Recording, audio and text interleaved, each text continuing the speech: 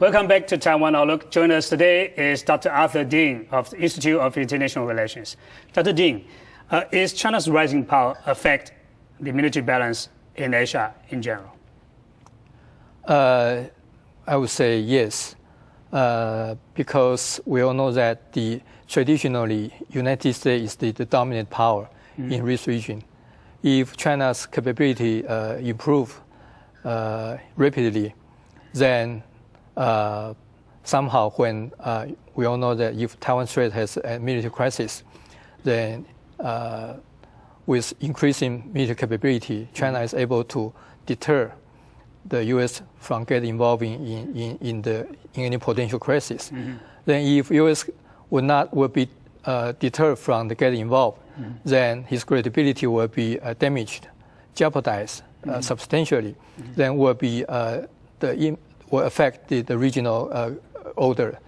So it's kind of China did have the China's military capability, increasing capability did have affect the regional order. Is the balance of power gradually tipped in favor of the PRC in Asia, in East Asia in particular?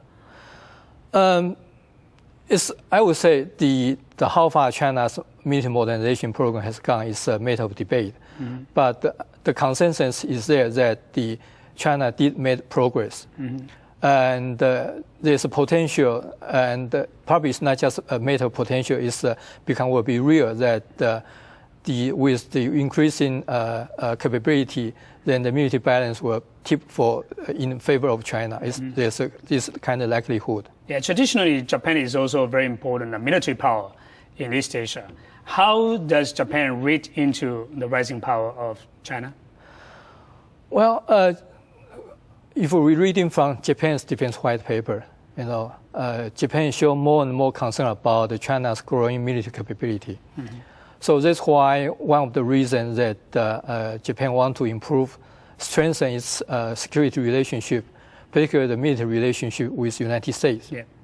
So, but on the other hand, particularly in the field of the economic field, the Japan seems has more consensus that China is kind of opportunity. So we can see this kind of the gap between economic opportunity and the political competitor from the viewpoint of Japan. Yeah. But as you just said, we've been seeing the strengthening of ties, military ties, defense cooperation between the U.S. and Japan. What are the major features of their defense cooperation? Was the defense cooperation different from the Cold War period? Actually, we know that before the 1995-1996 Taiwan Strait crisis, Japan has struggled for how far and to what direction its relation should be with the United States. But after 1995-1996 Taiwan Strait crisis, Japan seems found a direction. Yeah. That is the China. So we can see in the March 1996, Japan and the United States made a statement for we all know that the joint security arrangement. That's right. And following that, Japan joined the United States for the so-called missile defense program. And jointly they developed some kind of technology. And also we all know that beginning in 2005, Japan and the United States had so-called 2+2 meeting. The so-called foreign minister and the defense minister from both sides, they meet for 3 times. Yeah, 2+2 talks. Yeah, +2 talk, yes. Yeah. And in the first time, they have so-called joint statement and bring Taiwan along with the Korean Peninsula as the so-called common objective, strategic objective. So, and following that, from the most recent media report, we heard that Japan is going to join the United States to have more detailed discussion and the military access over on what role the Japan is going to play, in a Taiwan Strait crisis scenario. Are these signs of Japan and U.S. cooperation in responding to the rise of China? Yes, I would say, particularly from the perspective of Japan, as I said earlier, that before the 1995-96, Japanese government was struggling, over the direction and the degree, for the joint security arrangement with the United States. But after the Taiwan Strait crisis, seems Japan is firm in their directions. So as we also read from the Japan's defense white paper, the China's growing military capability is the major concern for Japan. Although Japan did not formally announce that China is the threat, but they have the deep concern with China's growing capability. Yeah, you're right. I think China may be a very important threat to Japanese security. How about North Korea? Are these cooperations also responding to the North Korean, especially nuclear threat?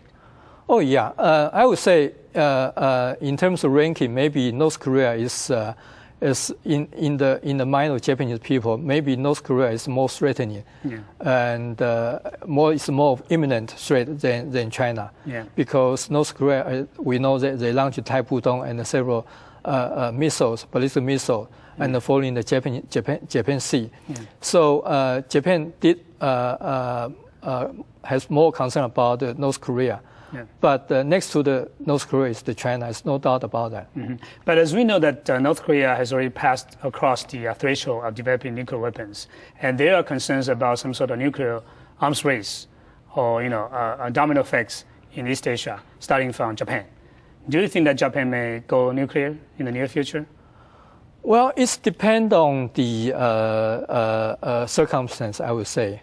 For instance, if United States can provide credible assurance, then Japan might not. There's no need for Japan to go nuclear. Assurance such as what? Assurance, for instance, provide the so-called umbrella. Isn't that true that the U.S. has been providing nuclear umbrella in Japan all the way starting from the end of World War II? Well, sometimes this kind of nuclear umbrella is credible or not. If Japanese government has more confidence, then there's no need for Japan to develop. But on the other hand, if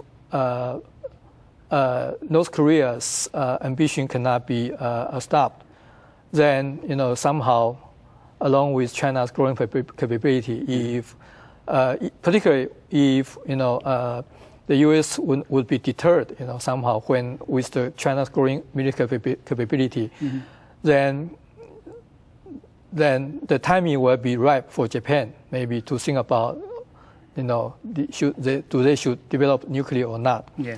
But it's very complicated the process, and depend on many different circumstances. So we all know that in Japan, they have internal debate. And from many of the websites, we can see the debate, the depth of this kind of debate. But so far, seems the Japanese government has not been determined to make final decisions, say, okay, we want to go nuclear. How about Japan? How about China's perception about North Korea going nuclear? As we know that China has been emphasizing the so-called nuclear-free peninsula, but look at what happened. So how will China react to this kind of development? Well, there's no doubt the China for the past decades pursuing a so-called the nuclear-free for the Korean Peninsula. And in many of the mind of the analysts in China, the North Korea is really a troublemaker. But the Chinese leader had different calculations. For instance, if keep the North Korea, keep the regime, and they can tie the U.S. force down, and to balance, to make requests, to give the United States pressure on the Taiwan Straits. So although if we read from the medias, many of the Chinese people really says enough for the North Korea, but for the Chinese leaders, they have different calculation.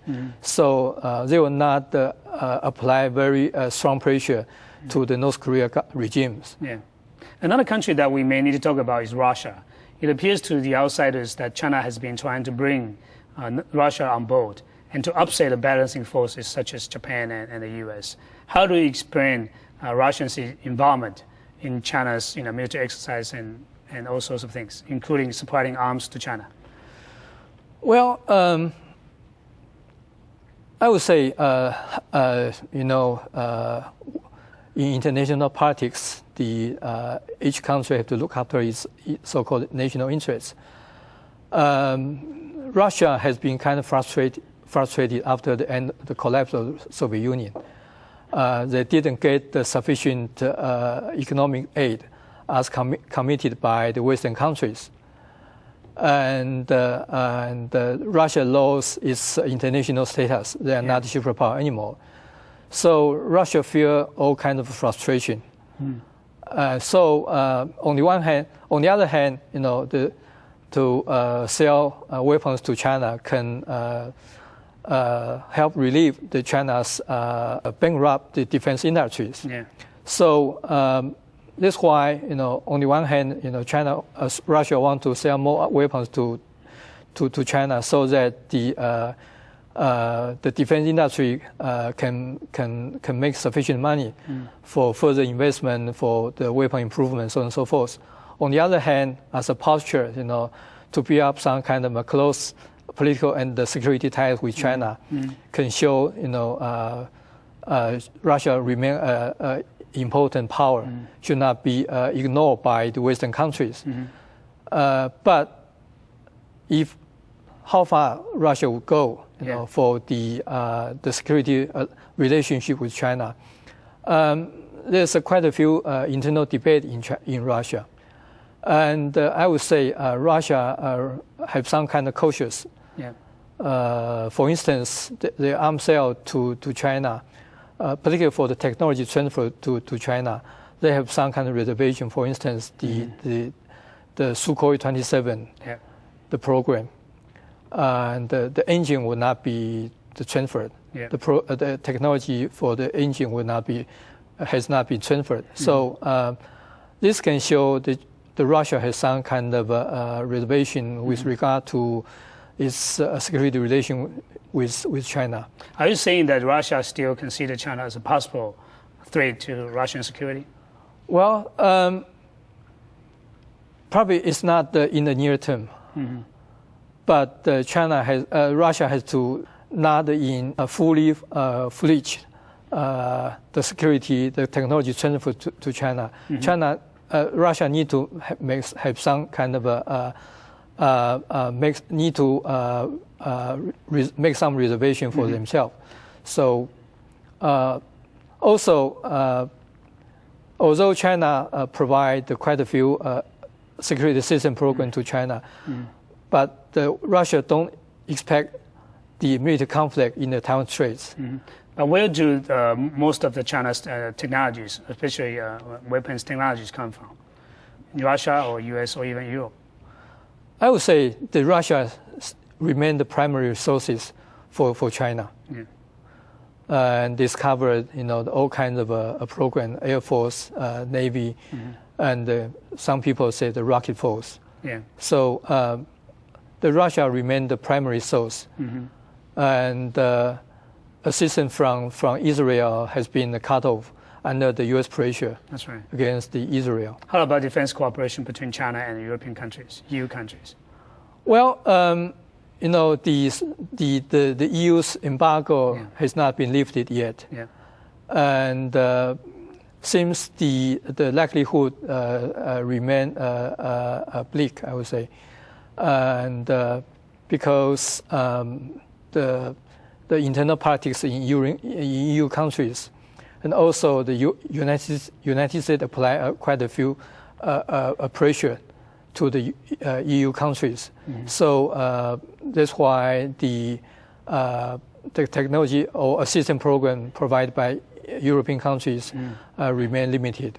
Yeah, apparently Taiwan will be the most affected country by China's defense, improvement of defense capabilities. So when we come back, we'll talk about security and peace cooperation and peace stability in the Taiwan Strait. Let's take a short break and stay with us.